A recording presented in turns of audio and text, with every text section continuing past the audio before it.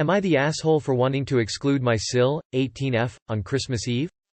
My 22F family isn't very close. We don't do a lot of stuff together, but we do have a couple rituals that we always do together. One that is important for us is Christmas Eve. My brother, 19M, and his girlfriend Anna, 18F, have been together for 5 years. This is a long time, especially considering their ages, so we consider Anna part of the family. We've had some quarrels in the past, but she and I get along okay now. I also have a boyfriend. Ben, 21M, and I have been together for almost 2 years. Unfortunately, we're long distance, so we don't see each other as much as my brother and Anna do. We were discussing Christmas plans over text. Last year, Anna was there on Christmas Eve. Ben couldn't come, so it was me, my parents, brother and Anna. I was very much third-wheeling, and unless I was opening presents, my brother and Anna had their backs turned to me. This happens more often when it's the 5 of us. Like I said, we're not a very close family, so it's okay, but I do cherish those moments when it's just us having fun. My parents, and especially my brother, seem to kind of forget I exist when Anna's there. To prevent this from happening, I suggested we'd celebrate with the 6 of us, so Ben as well, on the 26th. Everyone liked the idea, so I thought I could discuss the following with my mother. I went up to talk to her and I asked if we could celebrate Christmas Eve just the 4 of us, without Anna. I said I suggested the 26th so we'd still have a big celebration with Anna and Ben, but we could also celebrate our Christmas Eve like old times without any in-laws. In a couple years when we're going to get married, have kids, etc., we won't have the opportunity to do so anymore. My mom did not take it well. She got very defensive, saying that Anna's part of the family now and that I should just accept it, and that if Ben lived closer, he would be treated the exact same. I believe that, it's not that they prefer Anna over Ben or something, but if it was the other way around I would still like to celebrate with just us 4. I told her that and also that I felt a little alone on the last Christmas Eve, but she couldn't see why and just said that we're past the point of doing things with just us 4. She said Ben is also welcome if he's able to come and that we're in no way excluding Anna, even if Ben can't be there. She's mad at me now for asking. I didn't think that it's a big deal to take 1 day out of the 3 days of Christmas we have and do it without any add-ons, but maybe my mom is right and we are past that point now. I don't mind Anna being there during family events at all, but I would consider it normal to keep doing stuff as just parents and kids. I don't think anyone's really as that might be a bit harsh, but I want to know if my mom is right and I'm making a bigger deal out of it than it is, or that my preference is justified. Thanks. Edit. Edited to add more white space because that was gone when I posted it for some reason. Edit 2. Thanks everyone for your opinions. What I'm taking from all of this is that we are probably at a point now that we just can't exclude partners anymore, so that's something I will have to deal with. I will think of other ways to make myself feel more included and comfortable. You are the asshole. You're sad that your partner can't show up, so you want to punish your brother and Anna about it? Especially my brother, seem to kind of forget I exist when Anna's there. Well, yeah, she's his girlfriend. You're his older sister. I'm sorry that you are having a hard time adjusting, but things change when you get older. I am sure that if Ben were able to attend on Christmas Day you wouldn't be pulling this. I think it's very selfish of you, personally.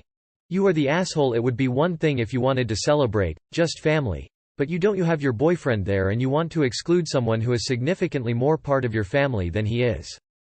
Major asshole. Maybe try listening to your mom's advice for once. I really don't believe you when you say you'd still want to do just the 4 of you if Ben was available for the 24th. You'd seriously just tell him to wait in the car or the hotel while you celebrate with your family? Yeah, I don't think so. You weirdly need your brother to be paying attention to you at all times and want to remove the distraction. You are the asshole. You are the asshole. Your family is no longer just mommy, daddy, you, and baby brother. The 2 of you are adults now, which means your partners are part of the family and invited to holiday celebrations. Am I the asshole for stealing the name of my friend's baby who died at birth? Hi Reddit. I've been crying for hours and I spent the whole day. For a little context, I 30, am pregnant with my first child. It's a girl. I have a stable job and an incredible husband. We got married 3 years ago. This pregnancy has been a huge happiness for me and my entire family. Now comes the complicated part. My friend Camille and I have been friends since we were little. We went through a lot together. Happiness, sadness, complicated family moments. Literally a lifetime together. Camille became pregnant 2 years ago and unfortunately the baby died during childbirth. She had been struggling with fertility issues and her pregnancy had been difficult from the beginning. I don't need to explain how terrible it was for her. She went into a deep depression and I have helped her in everything I could. She even came to live with my husband and I for a while. Camille had a daughter whom she named Ingrid. A few days ago Camille asked me if I already had names for my daughter and I answered yes, but I wanted to talk to her about it. I told her of my intentions to give my daughter the middle name, Ingrid. She burst into tears inconsolably. She started yelling at me that I was selfish, a bitch, an idiot for stealing his baby's name. She yelled at me how could I do that to her knowing what that name means to her. I tried to explain but she wouldn't listen to me. My reason is simple, I want to name it after my little cousin who passed away and was like a sister to me. She passed away after a battle against cancer. I was 16 years old and she was 8. I always knew I would name my daughter after her. Camille knew about my Ingrid and was even at her last goodbye. She spent days drying my tears. When she told me about her baby name I was a little bit upset but I never said anything because I don't own the name. Since she left she has been posting hints on Instagram about fake friendships. She's already told her family and they haven't stopped filling my phone with messages about how insensitive I am. It was never my intention to hurt Camille but so many messages made me feel terrible and I don't know what to do anymore. Edit. I've been reading all the comments and there are things I want to make clear. Camille knows that I always intended to call my daughter Ingrid, always as a middle name. Ingrid's mother, my aunt, knows about this and gave me her full permission. She said it was very sweet. Ingrid's father was never in her life so I spent a lot of time taking care of her because my aunt had 2 jobs. It's not like she's a distant cousin and that's it. My intention is not for my daughter to live in her shadow but as a tribute to my little cousin. I always thought about telling her that I named her after a little angel who is very special to me, my husband, and I will read all the opinions and surely we will let you know about our decision. Edit 2. I also want to clarify that Camille's family who wrote to me were her parents and brother who know me very well and perhaps that is why they thought they could write me a lot of very unpleasant things. I mean, you can do what you want but, are you really sure you want to name your kid a name that not 1 but 2 children had and died? I'm not necessarily saying it's bad luck. But, you really want that sadness hanging over your baby's head? Not the asshole. Just respond to these vile texts that Ingrid was your younger cousin who passed away from cancer, and that they should keep your name out of their mouths. Probably more scorched earth than you'll end up doing, but the point is you don't have to listen to a single thing these people say. Why would anyone want to use a name of someone who passed away like that? Why would Camille or you choose Ingrid? In my opinion you are the asshole. I don't believe this story for some reason. Respectfully. All the best. You are the asshole. Of course no one owns a name but I really dislike the tradition of naming babies after dead people and I'm also not sure how you thought she was going to take the news. Her baby died, of course it was never going to be fine with her that you use the name. You are the asshole. What did you expect to happen? You expected her to be happy to have a constant reminder of her loss? Am I the asshole for pushing my wife to leave on time every day? My wife and I have been together for 12 years and ever since I met her she's had a tentative grip on time management. This has always been a bit of a pain point in our relationship as I really value punctuality. Through many discussions and fights over the years we have largely decided to leave the topic alone, and to do our best to be understanding of each other's perspectives. That doesn't mean that she does any better being punctual though. This has always irked me a bit as I think it's disrespectful and rude to be late. But I don't want constant conflict with my wife so I do my best to not bring it up. I am getting ready to start work again, after being away for a year to support our little ones abroad while my wife completed her master's degree. While my work offers some flexibility with the start time, I need to start before 8 a.m. Leading up to my first day I've wanted to practice getting the kids to daycare at a time that allows me to make it to work before 8 a.m. So I set my expectations that we need to leave by 7:10 a.m. I told the kids this and my wife this, and there was no protest. My kids are adjusting fine to this change. They're tired and little grumpy but they go along with it. But my wife on the other hand has fought this at every step. Every morning it seems that there is some excuse. You didn't give me a 5-minute warning. It's not that important since you're not working yet. I needed to shower. While she is usually only about 15–20 minutes late, it is enough that I hit worse traffic and am unable to make it to work in time. I do everything I can to expedite things in the morning. waking up, feeding, and dressing the kids. But she still can't get herself ready in time to leave. I find this extremely frustrating and disrespectful. Sure, I'm not back at work for a few days, but I really wanted to get this routine down before I need to do it for real. I'm anxious about starting work again, and this has only added to my anxiety. I remind my wife, sometimes fairly assertively, most mornings about the 7:10 drop-dead time being important to me and how I find it disrespectful that she isn't ready by then. This usually leads to an argument and hard feelings. I don't feel that I should give in on this though. I think she is being narcissistic by not supporting me with this, and I think she is wrong. While I don't want to argue with her, I need her to help me out so I can be on time. Am I the asshole? Edit 1. My wife needs to be ready for 7:10 because she sometimes rides along with us in the morning. Even if she isn't riding along, she likes to help get the kids ready in the morning, and the kids demand to see her in the morning.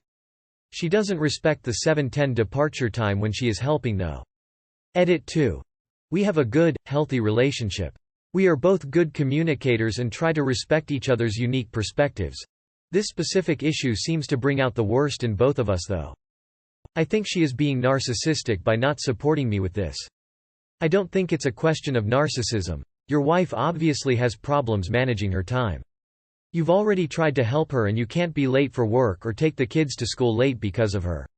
Next time, warn her that you'll be leaving without her when she wakes up and tell her the time 5 minutes before leaving. If she's not ready on time, you leave. And you do it every morning. Incidentally, your wife may suffer from ADHD. It's a possibility she can consider if she wants to be diagnosed someday. Not the asshole. Not the asshole. She's being very inconsiderate. The hard truth is, you might have to leave without her a time or two to drive this point home. I understand and agree with not usually nagging her, but her tardiness is directly affecting you now and you can't keep quiet about it. Why does you having to be at work have to deal with whether she needs to be ready at a specific time? Not the asshole. Turn the tables. Let it be her responsibility to get the kids ready and drop them off. Since she doesn't care about punctuality, then she shouldn't mind making herself late for work. Info. Why does she need to be ready at 7:10? Are you all riding together? Am I the asshole for putting the lives of 2 kittens before my sister? My sister, 34F, found 4 stray kittens in her backyard. Since she never liked animals, my girlfriend and I, 22M, went and assessed the situation. They were only around 4 weeks old, far too young to be separated from their mom. We encouraged my sister and her family to leave the kittens alone. Despite telling them they were too young, she contacted our cousin who had interest in the kittens and ending up taking 2 of them for themselves. We continued to monitor the remaining 2. My sister made several remarks that really made it seem like she did not want them around, claiming that she doesn't like animals, that she and her family were allergic to them, and that they could not adopt them. We mentioned several times that we might likely have to give the kittens to the Humane Society near us. After a few days we came to the conclusion that the mom cat was not around, as both of them were losing weight. My sister asked us if they could be adopted by someone they knew, so that my nephews could visit them. I told her yes, but they need to be fostered for a few weeks first. This morning we called the Humane Society and they agreed to take the kittens in today after hearing about their conditions. My sister did not object, and she and my 4-year-old nephew came along. On the car ride home, my nephew seemed to be feeling better, but my sister started to cry. At home, she and my mom started berating me, saying that I didn't give them enough time to process all the choices, and that they would have been willing to foster the kittens for a few weeks. I said that we told her our plan for a few days now, but she claims that she was busy working so she didn't have any time to think about it. I also mentioned how she wanted nothing to do with them, but now she claims they could have kept them in their insulated garage and fed them. I argued back that she doesn't have the kittens' best interest in mind. She just wanted to keep them so that she can give them to someone she knows and visit them when her nephews wanted to without any of the responsibility of raising them. I was shocked when she agreed, and that she didn't see anything wrong with that. That no one was being taken advantage of because the kittens would still be willingly adopted. We went in circles arguing for a bit before she started saying that I had guilt-tripped her into letting them go in the morning and pressured her, and that I was putting the kittens before her mental well-being. At this point I didn't see any reason to keep arguing anymore because it was never really about the kittens, which she agrees on, and that whether it was right for me to make an executive decision like that. I have her blocked now while we both cool down about the situation.